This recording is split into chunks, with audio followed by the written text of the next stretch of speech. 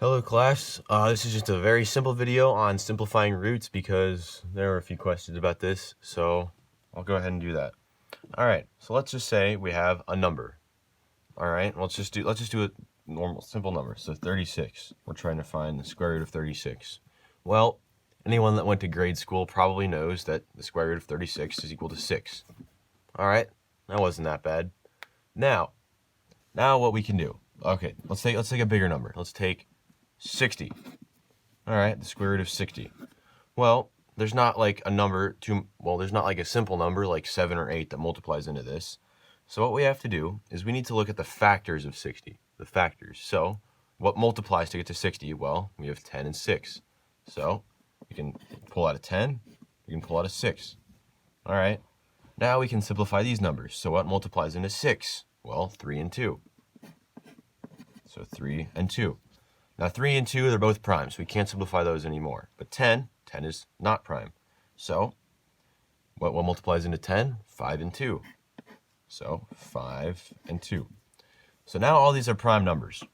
And what we have to do next is based on this number here, this number in the little pocket.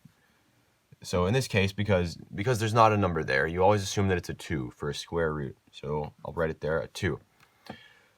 We want to pull out groups of whatever this number is. So in this case, we want to pull out pairs.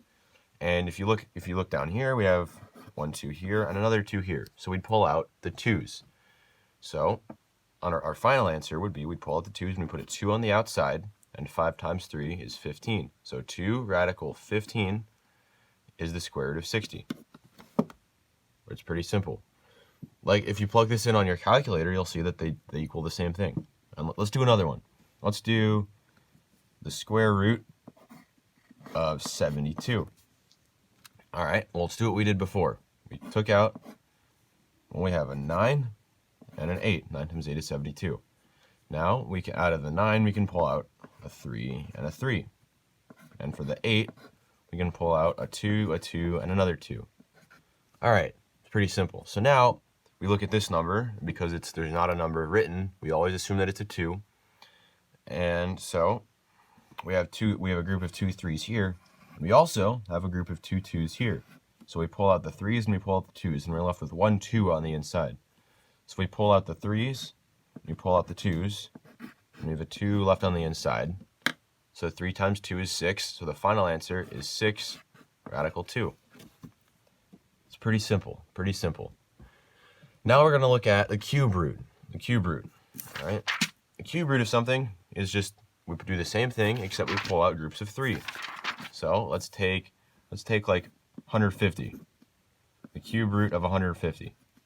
All right, well, it multiplies into this, 10 and 15. All right, well, now we have 2 and 5 and 5 and 3. Whoops, well. All right, let me restart this over.